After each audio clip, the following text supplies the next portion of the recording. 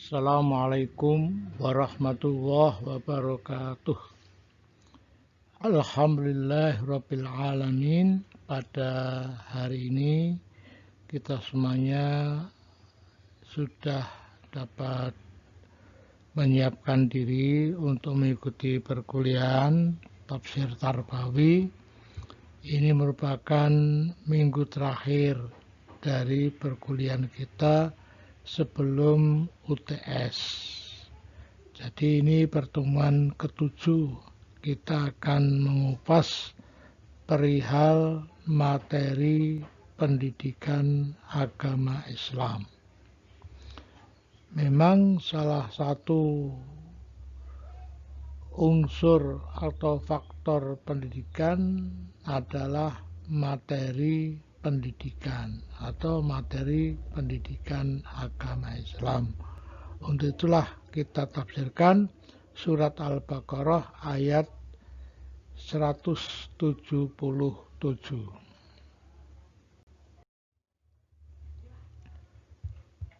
Sebab turunnya ayat ini ada beberapa ulama yang menyatakan bahwa sebab turunnya ayat ini karena perpindahan kiblat dari Masjidil Aqsa ke Masjidil Haram. Jadi umat Islam setelah peristiwa Isra dan Mi'raj, mereka diwajibkan melaksanakan ibadah sholat dan mereka menghadap kiblatnya ke Masjidil Aqsa. Setelah Nabi berhijrah dari kota Mekah ke kota Madinah pada tahun 2 Hijriah, setelah 18 bulan menghadap ke Masjidil Aqsa dalam kiblatnya, mereka diminta untuk memindahkan ke Masjidil Haram. Ketika Nabi melakukan sholat zuhur, Nabi menjadi imam di kota Madinah dan kiblatnya waktu itu di Masjidil Aqsa, maka Nabi waktu itu dengan para jamaah, para sahabat menghadap ke utara. Tapi setelah dapat 2 rakaat, Nabi diminta untuk memindahkan ke Masjidil Haram di kota Mekah yang letaknya sebelah selatan dari kota Madinah. Akhirnya Nabi pindah, para sahabat juga pindah, Nabi menghadap ke Masjidil Haram ke arah selatan, para sahabat juga demikian. Itulah peristiwa perpindahan kiblat di sebuah masjid yang dinamai Masjid Qiblataini. Qiblataini artinya 2 kiblat. Apa maksudnya? Maksudnya di masjid itu pernah dilakukan sholat oleh Nabi dan para sahabat, kiblatnya 2. Semula ke Masjid Aqsa, berikutnya setelah separuh, setelah 2 rakaat pindah ke Masjidil Haram di kota Mekah. Kemudian perpindahan kiblat ini menjadi apa? Menjadi perdebatan yang sengit. Orang-orang Yahudi, orang-orang Nasrani tidak mau melaksanakannya, tetap bertahan kiblatnya Masjidil Aqsa. Namun pertentangan dengan umat Islam terus berjalan tanpa berhentinya. Maka Allah menegur dalam ayatnya surat Al-Baqarah ayat 177, Laisal birra an tuwallu wujuhakum qibalal masyriqi wal maghrib. Al-birru itu apa?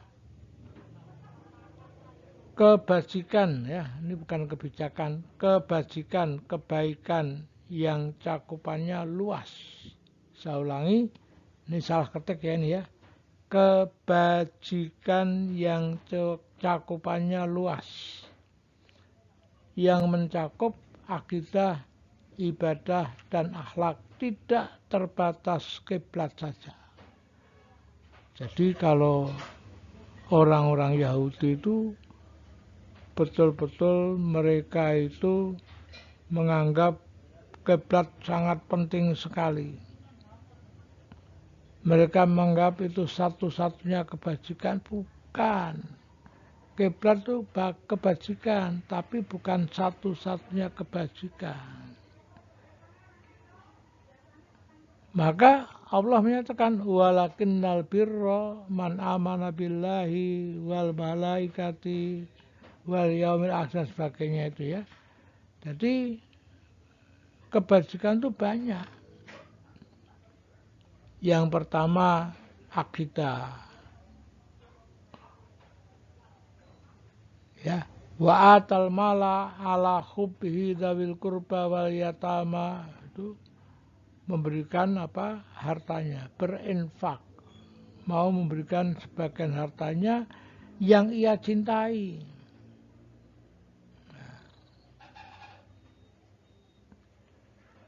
Jadi nanti akan kita jumpai di sini bahwa kebajikan itu tidak terbatas pada perpindahan kiblat saja, tidak hanya urusan kiblat saja, tapi juga mengandung unsur pokok, yaitu akidah, ibadah, dan akhlak. Akidah itu yang paling awal, kemudian sambung dengan infak, kemudian zakat, kemudian baru akhlak. Maka para ahli pendidikan agama Islam menyatakan bahwa surat Al-Baqarah ayat 177 yang terkandung di dalamnya 3 unsur akidah, ibadah, dan akhlak itu merupakan materi pendidikan agama Islam. Para guru, para pendidik agama Islam harus mengajarkan 3 hal ini. Enggak boleh lepas dari 3 hal ini. Akidah, ibadah, dan akhlak. Jadi memang kalau kita pelajari ayat tadi, memang ayat tersebut diawali dengan rukun iman. Percaya kepada Allah. Jadi kalau orang itu percaya pada Allah, maka harus percaya pula dengan malaikat. Harus percaya pula dengan hari akhir, dengan kitab-kitab suci, dengan nabi-nabi dan rasul, harus. Nanti pada ayat lain percaya dengan qada dan qadar. Jangan dikira ya, ayat ini menerangkan bahwa rukun iman hanya 5 saja. Enggak, rukun iman tetap 6 ya. Nanti akan tercantum pada ayat yang lain tentang qada dan qadar. Berikutnya ibadah. Nah, ibadah ini diawali dengan infak.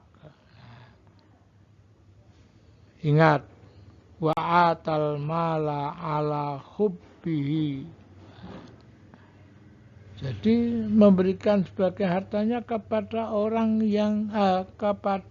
lain dengan harta yang ia cintai. Bukan barang yang tidak disenangi, yang enggak dicintai, jangan. Yang diinfakkan yang dicintai. Meskipun ya manusia itu umpamanya memiliki motor yang mewah, yang bagus sekali, motor yang masih bagus, ya, masih bagus. Satu lagi motor yang masih bagus tapi sudah lama, tapi dia mencintai 3-tiganya. Maka nggak apalah kalau dia memberikan motor yang lama tapi bagus dan ia masih mencintainya, nggak apa-apa. Tidak harus yang terbaik ya, karena manusia secara naluri keberatan untuk mengasihkan yang terbaik tadi, yang mewah tadi. Kemudian berikutnya sholat. Ya, sholat ini ibadah yang pokok 5 waktu, ya, yang harus kita kerjakan, ditambah dengan sholat-sholat sunnah yang lain. Jadi sampai dikatakan as-sholatu aimaduddin, sholat itu adalah apa? Tiangnya agama. Kalau tiangnya jatuh, ya udah roboh pula rumah itu, ya. Kalau orang nggak sholat berarti hilanglah keislamannya.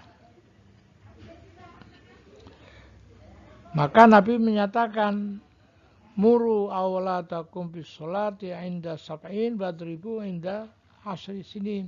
Jadi kita mengajari anak-anak mulai sholat itu umur 7 tahun. Umur 5 tahun sudah diajari pelan-pelan, ya.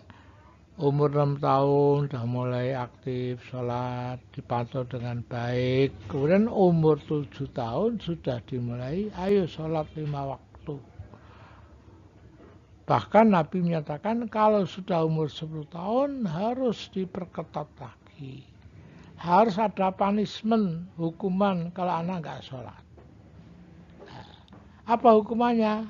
Disesuaikan dengan kondisi, situasi anak dan orang tuanya.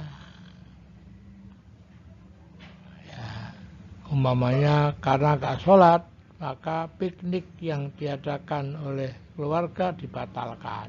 Ini punishment. Ya, ini punishment.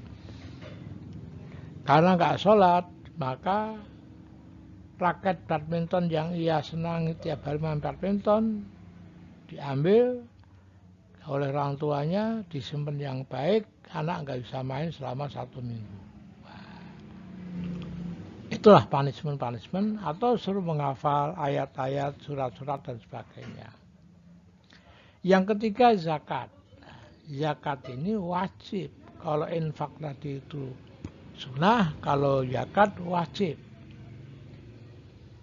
Jadi umat Islam wajib melaksanakan zakat bila ia telah memiliki harta sebanyak 20 dinar. Setelah ditemukan sebuah mata uang dinar di Syria, di museum Syria, ternyata 1 dinar itu ketika ditimbang itu beratnya 4,25 gram. Jadi kalau 20 dinar, 1 dinarnya itu 4,25 gram, berarti mencapai 85 gram emas. Itulah nisab zakat yang benar-benar didasarkan pada hadis Nabi dan temuan dinar di sebuah museum namanya Museum Syria.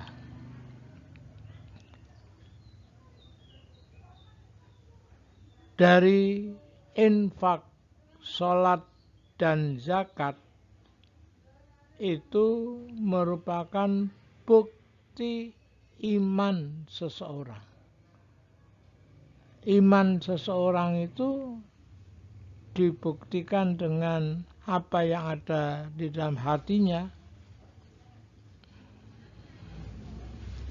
kemudian dikerjakan.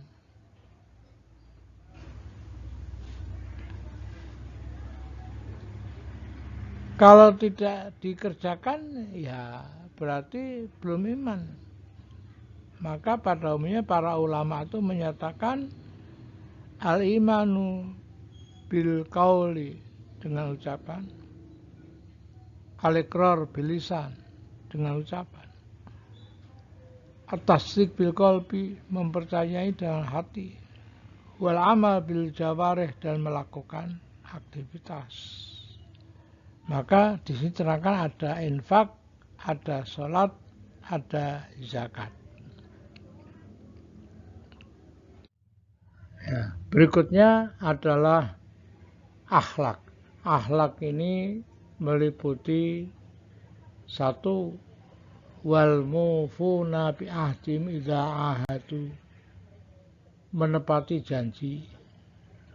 Menepati janji ini menggunakan ismul fa'il. Kenapa demikian? Karena biar tidak terikat waktu. Kalau fi'il, kata kerja terikat waktu ya. Kalau ismul fa'il tidak terikat waktu. Sehingga apa? Menepati janji itu selamanya. Tidak hanya kemarin, tidak hanya seminggu yang lalu, tidak hanya sekarang. Ya dulu, ya kemarin, ya nanti, ya akan datang, selalu menepati janji. Begitu pula yang kedua, was-sabirina fil ba'sa'i wad-dharra'i wa hinal ba'as. Itu juga fi'il ismu fa'il itu. Sabarnya tidak hanya sekali, dua, tapi selalu sabar dalam 3 kondisi. Kondisi harta, karena hartanya itu minim atau nggak mencukupi, maka dia nggak sabar, nggak boleh, harus sabar. Ikhtiar dan sabar. Kemudian kondisi yang kedua adalah kondisi fisik. Kadang-kala kita sakit, sakit harus kita hadapi dengan kesabaran dan ikhtiar ya, ikhtiar dan sabar, sehingga nanti kita akan dapat mengatasi sakit yang kita derita. Yang ketiga, kondisi negara. Kadang-kala negara kita itu umpamanya dalam kondisi pemilu, mendekati pemilu, itu kondisi politik panas. Kadang-kala mencekam. Nah, kita kadang-kala bingung.